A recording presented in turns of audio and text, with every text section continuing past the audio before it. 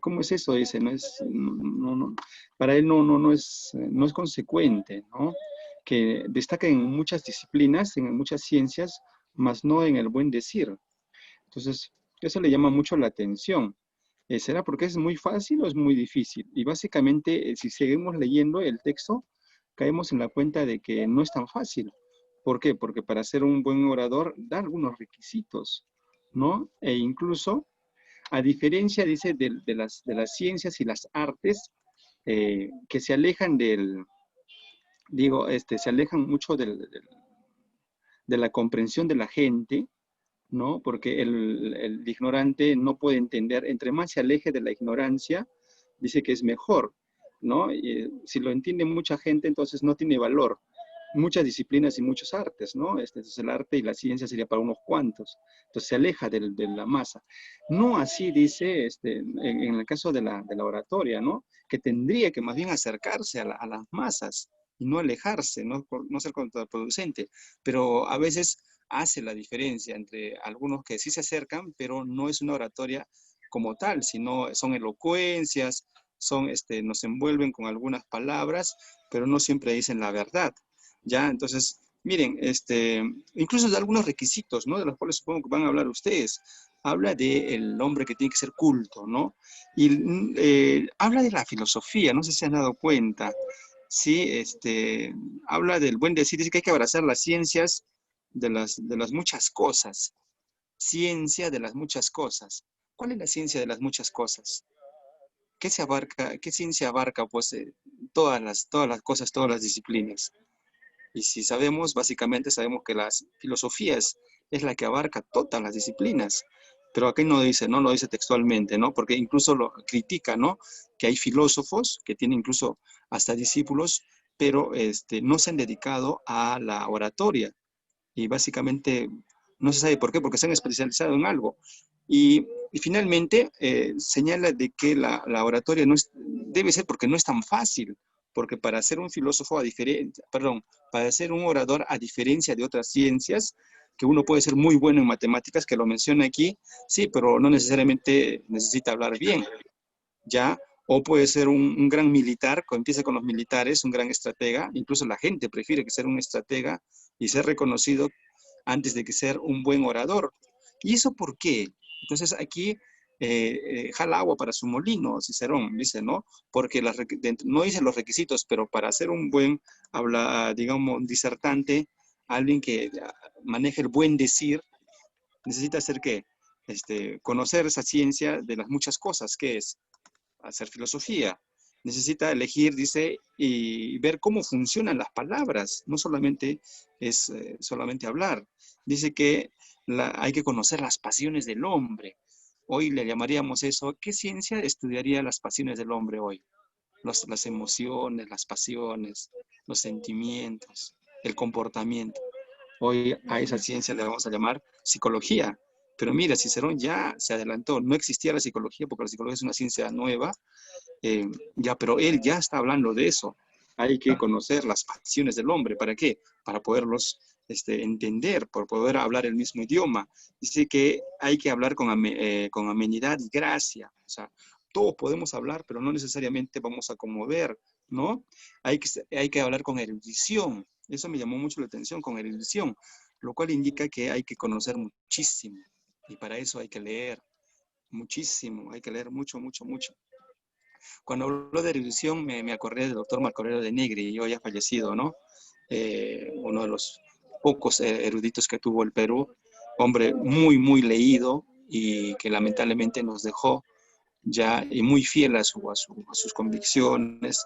De él podrías hablar con cualquier tema con mucha facilidad y sin ningún reparo y con amplitud, ¿no? Él hablaba con mucha autoridad porque había investigado, ¿ya? Incluso se consideraba a sí mismo, en cuanto a la autoridad para hablar, se consideraba maoísta, ¿no? En el sentido de que él decía que Mao decía, y al igual que él, que estaba de acuerdo, quien les habla también, que para hablar y opinar, dice que tienes que investigar. Ya nadie, o sea, dice, alguien no tiene derecho a hablar si es que antes no he investigado. Creo que, digamos que para tener una buena conversación de altura, eso es básico, porque si no, ¿de qué vas a hablar? Simplemente son palabras vacías. Pero entonces él decía, ¿no? Citando a Mao, decía, quien no ha investigado no tiene derecho a hablar. Ya, creo que estamos ahí, por esa línea. La rapidez con la cual uno dice responde y ataca, ya, eso también es importante. La rapidez con que uno responde y ataca, ¿no? Cuando respondes ante un ataque y tú también cómo devuelves. O sea, eso era importante también para él. El estilo, ¿no? ¿Qué tipo de estilo? Si era agudo, urbano, conocer, dice, las ciencias antiguas, ¿no? Ya lo antiguo, lo natural. Yo creo que lo antiguo en cuanto a lo moral, yo creo que se refería a eso, a la ética, a la moral, y no tanto dice el derecho, ¿no? El derecho civil. ¿Por qué? Porque sabemos que el derecho no es sinónimo de justicia, no siempre las leyes son justas. Entonces dice, hay que utilizar un criterio, ¿no? Antiguamente había un derecho natural, y el movimiento del cuerpo también es importante, ¿ya? Porque habla de los histriónicos, ¿no? Gente que en el teatro se mueve, incluso en las plazas habla, se mueve, pero no nos capta, no nos capta, ¿ya? Y hay otros que más bien con sus movimientos nos encandilan. Y me estoy acordando de los famosos cómicos ambulantes, ¿no? Que son muy histriónicos, ¿ya? Incluso no pueden decir mucho, pero su cuerpo y sus gestos nos dicen mucho y nos hacen reír, ¿ya? Pero cuidado, ellos no son oradores, cuidado, pueden ser muy elocuentes, lo que ustedes quieran, ¿ya? Pero su objetivo es, digamos, llevarnos a ese mundo de la risa, de la comicidad, pero no son oradores, cuidado, ¿ya? Ya el premio Nobel Mario Vargas Llosa hizo, ¿no? Es una comparación en el tipo de oratoria que tiene la gran mayoría de peruanos. ¿Listo? ¿Qué más? Habla de la memoria. También es importante la memoria, ya, la evocación, incluso en el texto habla, ¿no? Hay la reminiscencia, ¿no? La evocación de recuerdos de su niñez, ya. Y así, bueno, y todo esto hay que llenarlo con ¿qué? Con ciencia y arte, lo cual me lleva a concluir de que el orador debe conocer muchísimo. Por esas cosas es que, finalizo, Cicerón considera que no hay muchos oradores, incluso pocos, ¿no? Siendo en Grecia la cuna de muchas ciencias y también de los grandes oradores, él se sorprende por qué no hay tantos oradores, como hay filósofos, como hay matemáticos, como hay militares y poetas. Se concluye por sí mismo, ¿por qué? Que no es tan fácil ser orador porque necesita todos estos requisitos. En cualquiera de las demás ciencias no necesitas ello. Un filósofo, digamos que sí, bueno, digamos que tiene que hablar, conmover, no va a poder convencer con sus ideas. Pero ustedes que han llevado filosofía saben que había filósofos muy huraños, ¿no? Que no es su línea pues, de pensamiento, incluso detestaban a las masas, no querían convencer a nadie, simplemente era su pensamiento. Y si a alguien le gustaba, pues se iba, digamos, por esa línea, ¿no? Maestro, no, lárgate de aquí, no te quiero ver, ¿no? O era huraño, en el caso de quién, Diógenes, por ejemplo, ¿no? El conocido, el perro, Diógenes el perro. ¿Conocen algo de él? ¿De Diógenes? Diógenes el perro, el gran Can. Hay muchas anécdotas acerca de él. ¿Alguien conoce? ¿Alguien ha leído algo de él? ¿No? ¿Nadie? Bueno, sí, sí, es un cínico. Sí, sí, sí. Sí, digamos que estaba en la línea del cinismo, ¿no? Pero el cinismo hoy ha tomado otra connotación, ¿no? La persona que tiene doble cara, que dice que no le interesa, pero en realidad sí le interesa, ¿no? En el cambio, en el cinismo antes era, ¿no? Evitar el dolor, ¿no? Ya, Diógenes el perro, sí, dice Gina, claro, el gran Can, ¿no? Tiene muchas anécdotas. Él, por ejemplo, no tenía discípulos, no tenía seguidores, por lo menos no trataba de tener discípulos. No así, por ejemplo, un Sócrates que sin querer queriendo tenía mucha gente a su alrededor, pero le gustaba mucho de conversar, ya digamos que era muy sociable. No así Diógenes, ¿no? Diógenes más iba por el mundo, digamos, renegaba de la gente que no pensase, ¿no? Incluso hay varias anécdotas. Hay una de ellas en la cual él muy contrario, ya siempre estaba en contra de todo, ¿listo? Pero es porque quería hacer pensar a la gente. alguna vez va a una obra de teatro y ya está terminando y la gente está saliendo. Y entonces él entraba. Ya se imaginan, ¿no? Toda la gente subía y él bajaba, ¿no? Al teatro y al anfiteatro. Y todo el mundo decía, oye, Diógenes, ¿no te das cuenta?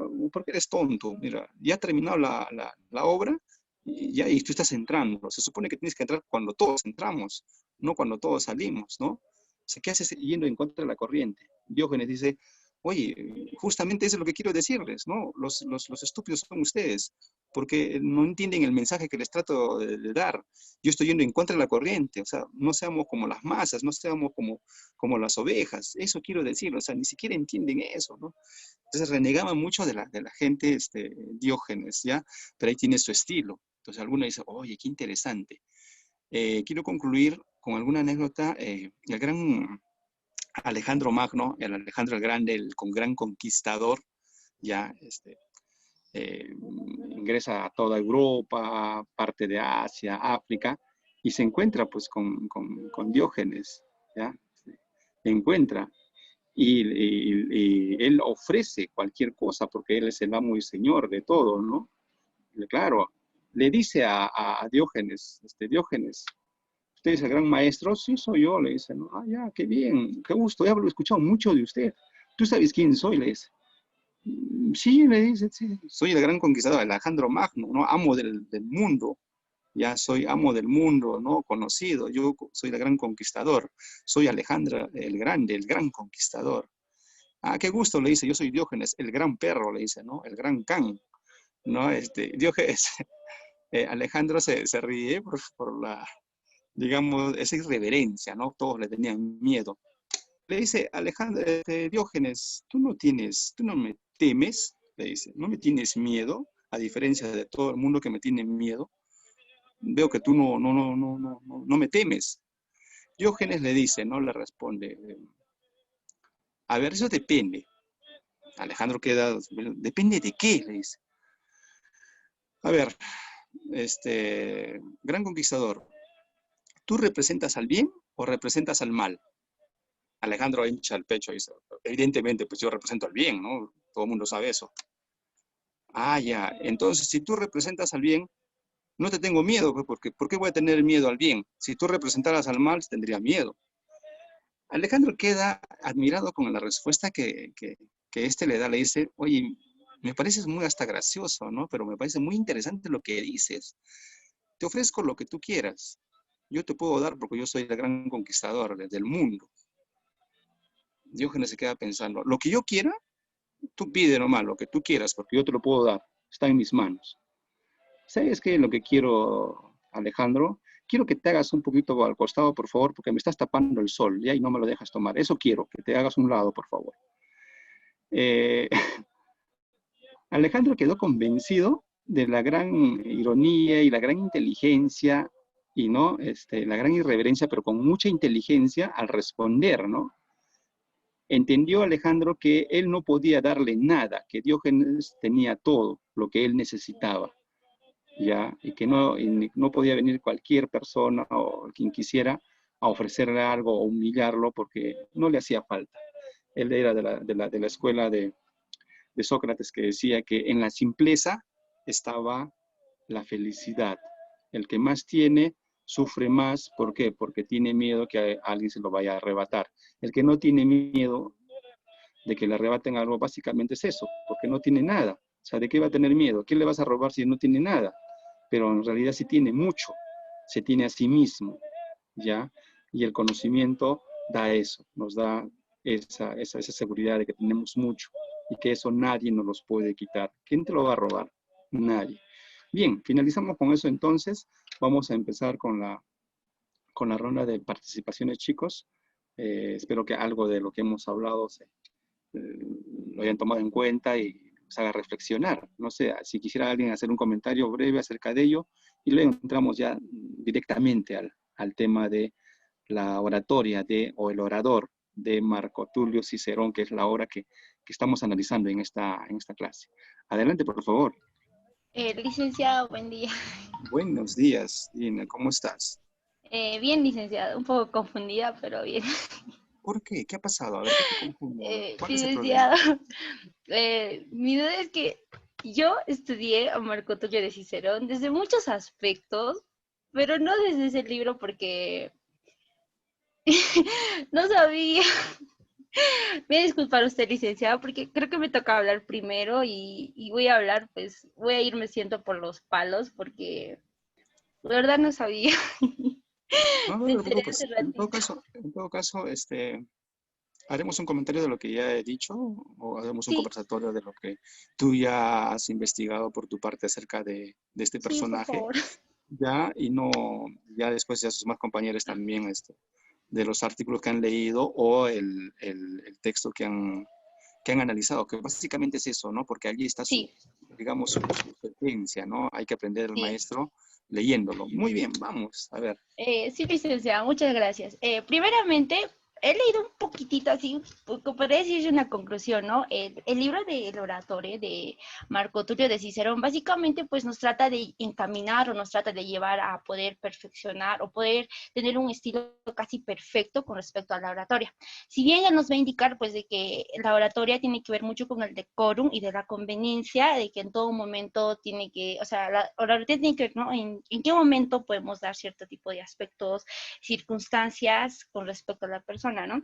Ahora, ¿pero por qué estudiamos a Marco Tulio de Cicerón? Ya que este personaje, la verdad es que es muy importante en la historia, ¿no? Porque se ven marcarse justos aproximadamente a finales de la República en Roma, ¿no? Recordemos pues que Roma si bien se la conoce como la Roma imperial, pero antes de la imperial pues teníamos una Roma republicana. Marco Tulio de Cicerón pues fue un personaje que se puede hablar desde muchos puntos de vista en realidad desde él. Él al comienzo su oratoria pues era muy asianística, como se dice. ¿Pero por qué decimos asianística? Decimos pues porque a él le habrían enseñado esta oratoria que venía desde Asia y esta oratoria era un poco más decorosa, como nos indica pues en su libro, y es una oratoria un poco más formada, ¿no? Él era al comienzo muy criticado por los aticistas, que básicamente eran pues los seguidores de Lisias, ¿no? Quienes imitaban su oratoria. Es así pues que a lo largo del tiempo, Marco Tulio de Cicerón logra evolucionar esta oratoria y se vuelve una oratoria un poco más ecléctica. Ahora, cuando hablamos de él, hablamos necesariamente pues de que él era un abogado, y en eso se centra, ¿no? Porque él tiene discursos judiciales, también tiene discursos políticos y también tiene pues algunos libros. Ahora, con respecto a su oratoria, pues cabe recalcar un simple aspecto de que él pues va a hablar y va a hacer entender todo lo que él decía, ya sea con respecto a su defensa o con respecto a sus acusaciones, de tal grado pues de que cuando él terminaba de dar pues su intervención no había caso alguno de que alguna persona pues pueda llegar a dudar o a tener algún tipo de cuestionamiento, ¿no? Ahora, Marco Tulio de Cicerón, si bien vamos a hablar de que él vivió pues en la época un poco crucial de Roma, ya que estamos hablando de Sila, él va a vivir pues en la época en donde va a gobernar Sila, que va a ser uno de los mayores corruptos de Roma, va a vivir pues el primer triunvirato de Roma, va a vivir también los comienzos del segundo triunvirato de Roma. Aparte de que pues Sila va a ser, como él había indicado, un defensor tenaz con respecto a la república y él pues va a luchar en contra de la corrupción. ¿Qué tiene que ver el primer triunvirato, el segundo triunvirato y por qué lo voy a mencionar? Cuando hablamos del primer triunvirato, hablamos pues de Marco Craso, hablamos de Pompeyo y pues hablamos de César. Tras la muerte de Marco Craso vamos a tener a dos personajes, a Pompeyo y a César. Si bien Marco Tulio de Cicerón era un personaje que se iba pues más a la defensa de la república, es por eso pues que él va a apoyar a Pompeyo. César, tras una lucha entre Pompeyo y César, pues César va a salir obviamente ganador con este aspecto, pero César le va a perdonar la vida. Y es ahí donde yo me he puesto a analizar y siento que se ha confundido César pues al perdonar la vida a Marco Tulio de Cicerón, puesto que la muerte de César tiene mucho que ver con Marco Tulio. ¿Por qué? Porque van a existir dos personajes que van a asesinar cabalmente pues a César por la espalda si mal no recuerdo, lo van a empuñar en la espalda.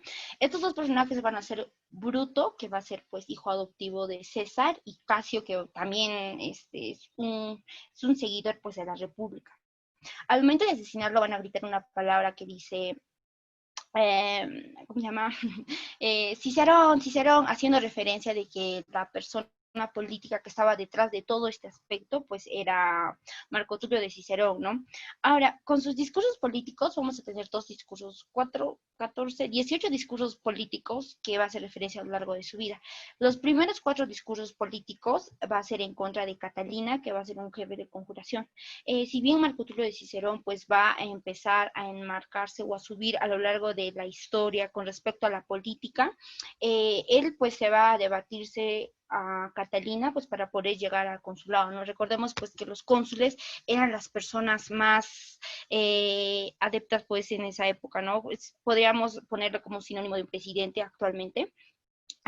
Y pues Catalina va a ser una persona pues que va a tratar de sacarlo del poder a Marco Tulio de Cicerón, pero esta antes de poder llegar a este punto pues va a pronunciar sus 4 discursos, ¿no? Gracias al primer discurso que va a emitir pues Marco Tulio de Cicerón se le va a conocer como el padre de la patria, ya que en este discurso pues nos va a hacer referencia de que él pues va a proteger la república y más no va a amparar estos aspectos de tiranía.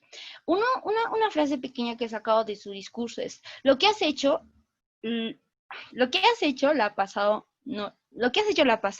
noche, los hombres que has reunido, las medidas que tú has concertado con ello, ¿crees que son cosas ignoradas ni por uno siquiera de nosotros? Es uno de las discrepancias que le hace Marco Tulio de Cicerón en su discurso a Catilina, pues porque habría tratado de levantarse en contra del cónsul, y el cónsul en esa época pues era Marco Tulio de Cicerón, y no solamente con ese aspecto, sino que estos 4 discursos pues van a terminar con la exiliación y la pena de muerte pues para Catilinas.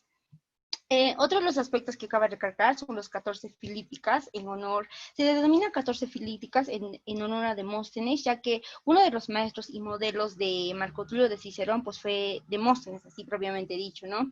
Estos 14 discursos van a estar en contra de Marco Antonio. Marco Antonio a finales pues lo va a mandar a asesinar a Marco Tulio de Cicerón y es ahí en donde tenemos pues el fin de Marco Tulio de Cicerón. He estado leyendo todo lo que vendría a ser los 14 filípicas y comienza, ¿no? Con que por qué se habría ido de Roma y luego indica, ¿no? Por qué estaría regresando. Y una de las pequeñas preguntas nada más que he sacado es lo siguiente. Nos han hecho cónsules el pueblo romano, ¿para qué? Colocados en el grado más alto y distinguido, nos hiciéramos con alguno de la República. Esto hace referencia de que muchos personajes que estaban llegando pues al automandato que vendría a ser al consulado, no estarían cumpliendo dichas funciones y estarían obteniendo o estarían teniendo posiciones tiranas. Incluso en su parte del discurso, Marco Tulio Cicerón dice, es preferible la muerte a la esclavitud.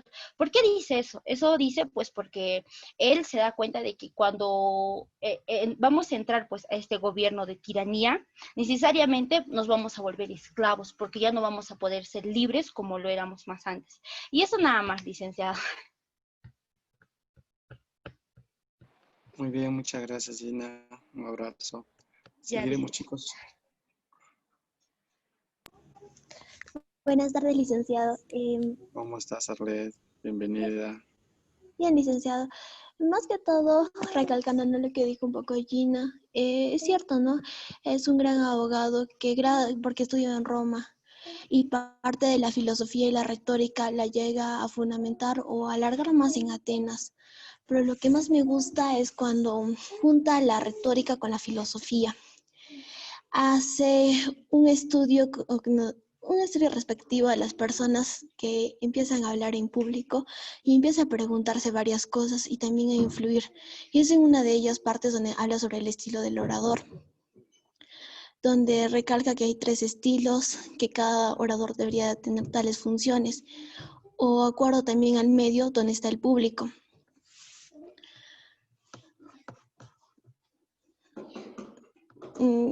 Es así donde empieza a hablar sobre el orador perfecto, sobre la elocución y más que todo sobre la hábil o la invención que tiene para el decir. Pero como usted dice también, lo empieza a relacionarlo, o más bien dicho, a compararlo, ya sea con otras profesiones. Y lo que me gusta más es cuando dice que cada uno... Equivocado. Estoy muy nerviosa. Ya. Lo que me gusta es cuando dice que recordemos que voy a actuar para que la impresión que soy un crítico, no es un maestro.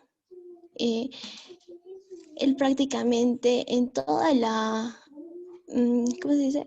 En toda la elocuencia que tiene, porque comienza con una conversación con su hermano, la cual poco a poco va lleno con un poco de política, luego cambia a otro tema y así sucesivamente. Y él siempre se destaca como un crítico, más no como un orador, tampoco como un maestro, pero que busca más que todo la evolución que consta en una postura de un verdadero elocuente. Y es así donde una vez se pregunta que por qué a pesar de que muchas personas tienen habilidades excepcionales, hay tan pocos oradores excepcionales. Eso sería todo, licenciado. Iba a decir más cosas, pero estoy muy nerviosa y no me acuerdo. Básicamente, ¿por qué crees? Porque ahí lo explica en el texto. ¿Por qué siendo que hay tantos destacados personajes en todas las disciplinas, no hay también un número grande de oradores? ¿A qué crees que se deba? Cuando uno va al frente, puede hablar de muchas cosas y de esa forma se puede salir también de varios temas, pero solamente la persona que conoce del tema o sabe del área se va a centrar en ese tema y va a dar a entender a las personas con mayor exactitud. Claro, pero no solamente es eso requisito, porque un científico, alguien que domine mucho un tema, un matemático, podrá ser un gran orador, necesariamente, si domina muy bien la matemática. No, porque él No, mismo nos dice que no, necesita una postura, una claro, forma de hablar. así es. Hay mucho más requisitos. Uno puede ser muy buen matemático. Y eso ocurre ¿no se han dado cuenta ustedes en las clases? A ver, cuando, supongo que Arlet debes haber tenido en tu colegio, tipos de profesores a los cuales les entendías con mucha facilidad, que te hacían, digamos, entender las cosas en el curso con mucha facilidad, y hay otros que eran muy buenos, que supuestamente habían estudiado mucho, pero al momento de hacerse explicar allí o entender, no se les entendía nada. ¿Te ha pasado eso? Sí, licenciado, y no solo creo que a mí, creo que a muchas personas. Es que la forma Ya, de explicar es la forma de entender o llegar a las personas. claro. Entonces, puede que alguien sea muy divertido, pero eso no, y que le caiga muy bien a alguien, pero no necesariamente con ello significa que sea un buen orador, porque necesita otras cualidades también, ¿no? Sí, licenciado. Listo, entonces ya queda allí, ya. Eh, por eso es que no hay muchos oradores, por lo menos no como Cicerón los consideraba, ¿no? Destacables, incluso está dando de entender de que para ser orador es muy difícil, ¿ya? Para aquel entonces el orador era cualquier persona que era histriónico, cualquier persona que era elocuente, ¿no? Cualquiera que contaba un chiste y tenía alrededor gente, ya ese era un orador. Dice, no, eso no es un orador. Ya cuidado con ello. Entonces, ahí está, hay la serie de requisitos que necesita un orador, amplia cultura, muy leído, ¿no? O sea, no necesariamente es un profesional. Puede ser muy destacado en esta disciplina, pero si no sabe expresarse, no sirve de nada. Y entonces la oratoria estaría por encima de todas las demás ciencias. Mira, lo pone en ese nivel. Muy bien, gracias, Daniela. Sí, doctor, a ver, me toca a mí. Bueno, continuando con lo que está hablando, Sí, yo dime, también hijo, creo dime. que es una parte muy fundamental lo que está hablando, porque debido a que si uno, por más que maneje una buena teoría, si no lo sabe expresar, como lo dijo mi compañero Bill, prácticamente ese conocimiento se queda en nada. Y es que como Marco Tulio Cicerón, más que todo, provenía de una familia muy rica y todo eso, tuvo él grandes cualidades ya desde muy niño. Más que todo destacaba por su destreza oral y todo ello. Y bueno, más que todo yo resalto una parte donde, bueno, no sé si lo menciona en el libro, porque no lo leí completo. Eh, Hay una parte donde nos indica, los poetas nacen, pero los oradores se hacen. Y es cosa muy fundamental, creo que dentro de todo lo que llegaron a mencionar mis compañeras, que debemos de resaltar eso, porque por más que tengamos un sinfín de conocimientos, si no lo sabemos expresar o plasmarlo en la práctica, como se diría, básicamente todo eso quedaría nulo o en nada prácticamente. Es lo que llegaría a decir yo, licenciado, o estaría equivocado. No, sí tienes mucha razón. Incluso no solamente el hablar, pues necesitas más requisitos, ¿no? Una amplitud de conocimientos y un bagaje de conocimientos de todas las ciencias y las artes. Ya, porque tú puedes ser muy bueno, ya vamos a poner siempre a los matemáticos, muy buen matemático, te explayas en la pizarra, borras, no sé, un ejercicio, haces 5 pizarras, las borras y sale el resultado pequeñito, pero si al final no has sabido transmitir, no has sabido cautivar el amor a las matemáticas, simplemente queda como una obligación y hasta es tedioso, ¿no? Por eso será que muchos detestan las matemáticas, siendo tan lindas, ¿no? Las matemáticas. Y licenciado, yo Les- también me voy mucho a ello porque debido que en el tiempo que yo he estado estudiando me he dado cuenta que hay un sinfín de compañeros o docentes quizás que dominen el tema ampliamente, lo dominan, claro, pero claro. al momento de salir a la pizarra o quizás para explicarnos a nosotros, no se les llega a entender prácticamente nada. Y es a lo que usted se refiere, entiendo. Sí, sí, y entonces, mira, y seguimos con la línea de las matemáticas, ¿no? Que es el área más difícil de entender, por así decirlo, o por lo menos sus docentes les cuesta un poquito hacerse entender, ¿ya? Porque no creo que sea tan difícil. Leímos o les recomendé, ¿no? El texto de Malva Taján, el hombre que calculaba, ¿no? No sé si han leído, alguien lo ha leído sobre el anterior semestre, ya lo había mencionado, donde hay historias sobre la matemática y el álgebra, ¿no? En Arabia, en la antigua India. Y tú lees ese texto y te da ganas de ser matemático. Yo cuando lo leí dije, no, casi digo una lisura que están grabando. Carambas, dije, pucha, si hubiese sabido yo esto o alguien me hubiese dado ese libro antes que yo escogiera la especialidad de sociales, lo más probable que hoy sería yo un matemático, ¿no? Porque, oye, con qué facilidad te cuentan, ¿no? Las matemáticas y te hace ver que las matemáticas es lo máximo y que hoy uno puede hacer muchas cosas con las matemáticas, que nada se escapa a las matemáticas porque todos son números, siempre estamos contando cómo este personaje allí eh, se vuelve, digamos, un gran contador, ¿no?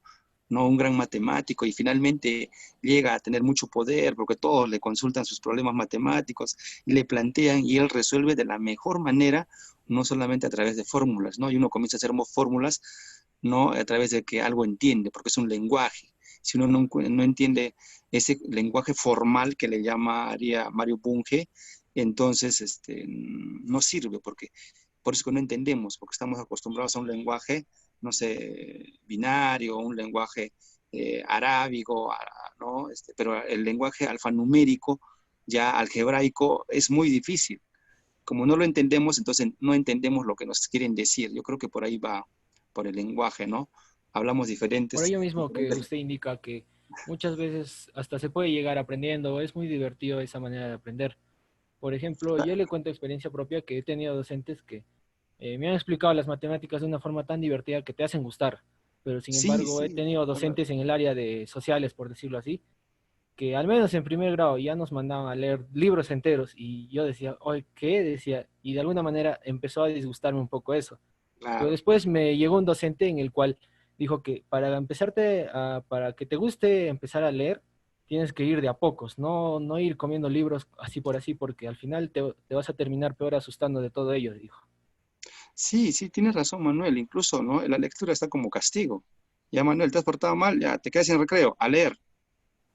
¿Qué dice Manuel? O sea, castigo, sinónimo de lectura. Lectura, sinónimo de castigo. No recreo. Y cuando viene papá, mamá, hijito, corre, lee. No, mamá, ¿por qué me castigas si no he hecho nada? Me voy a portar bien, por favor, no me hagas leer. Ya lo traumaste, como dice Manuel, ya le fregaste la vida. La lectura no es un castigo, es un deleite, es un premio, no sé, a mí me gusta o sea, quiero que compartir con ustedes el inmenso placer que yo siento cuando leo. Por eso cuando yo leo un buen texto, no me lo callo. Yo siempre, disculpen que haga eso, ¿no? Siempre lo comparto con ustedes, o por lo menos una partecita, ¿no? Para que les quede ya el sabor en la mente. Qué interesante, me haya hablado de ese libro, quiero tenerlo. Quiero leerlo, a ver si es tan interesante como es ese docente, ¿no? Nunca les cuento todo el libro, o sea, les cuento una parte y los dejo, por favor, síganos contando, no, vaya a leer. Y entonces, no, por favor, no hay en película, no hay en resumen, ya, pero por lo menos ya algo. Entonces, eso nos está faltando. Y un orador tiene que tener eso. El mismo Cicerón señala, ¿no? ¿Cómo vas a tener amplitud de cultura si no lees? ¿Qué vas a decir? ¿Cómo vas a responder si te atacan? Estás pensando, a ver, ¿qué le respondo? Pero como ya has leído un montón, entonces tienes las palabras, las ideas vienen, fluyen rápidamente Por y ello puedes mismo, salir. licenciado, disculpa que lo interrumpa, No, creo que ya dime. hemos tocado en sesiones anteriores que cómo debemos de hablar o quizás qué técnicas debemos de emplear. Y estaba leyendo durante todo este tiempo y decía que al momento de hablar o quizás dar un discurso, nosotros no debemos tratar de memorizar, sino nutrirnos más que todo de conocimiento y, y al momento de hablar ya más que todo va a empezar a fluir. Porque en cambio cuando nosotros empecemos a memorizar, quizás cuando salgamos al frente y haya un público extenso, el nerviosismo quizás por muchos factores va a hacer que nos olvidemos de todo ello que hayamos aprendido. Por ello que no es lo mismo memorizar que estar leyendo, nutrirnos de conocimiento, que es muy distinto. Claro, y entonces tienes una respuesta más rápida. Si tienes digamos, vas con un libreto, como en una obra de teatro, y alguien viene y rompe tu libreto, alguien te pregunta otra cosa, ¿qué le vas a decir? No, eso no está ahí, no lo he leído, no lo he estudiado. No puedes, tienes que responder o saber cómo responder también, ¿no? Cómo evadir, de repente, si no lo sabes, cómo evadir también, como el torero, ¿no? Ahí viene el toro, ya no sabes, no le vas a decir al toro, por favor, toro, hoy te he puesto la muleta en el lado derecho, por favor ve con el dedo derecho, no vengas por la izquierda porque me enojo. No ensayado por la izquierda, yo ensayo por la derecha. El toro no va a venir pues, por la derecha, va a venir por donde le dé la gana. ¿Ya? Y entonces tienes que saber eso, hay que saber. Igual creo que es en el campo de la oratoria, porque siempre hay una pregunta. Disculpe, yo le digo ¿y qué tal si da lo que estás mencionando? Hay alguien en el público, porque no hay que subestimar, eso hemos hablado también en el caso anterior. ¿Qué tal si hay alguien que conoce el tema? Y ahí te pregunta, entonces, y como tú no has leído nada o has mencionado allí algo, y dices, no, es que no lo he leído, pero usted acaba de mencionarlo, pero ¿cómo es que menciona usted algo y no sabe? Entonces, toda tu credibilidad, todo tu buen nombre se viene abajo, ¿no? Por algo que has mencionado fanfarronamente, pero no lo conoces. Hay que tener cuidado con ello también. Bien, Manuel, Sí, doctor, gracias. solo sería Dime, eso. algo para terminar de repente por allí. No, nada, doctor, solo sería eso. Muy bien, gracias. Entonces, a continuar leyendo siempre, ¿ya? La recomendación, siempre lean, por favor, chicos. Muy bien, continuamos. Aquí más tenemos. Licenciado, buenas tardes. ¿Cómo estás, Araceli? Bien, licenciado, feliz. Uy, qué bueno. Muy bien. Muy bien, Araceli. ¿Qué parte del texto que has leído vas a analizarnos o qué es lo que nos vas a comentar? Porque solamente hemos dicho que para esta clase, la primera parte, ¿no? Tiene 3 capítulos, solo una primera parte, no todo, ¿no? ¿O qué vas a hablar?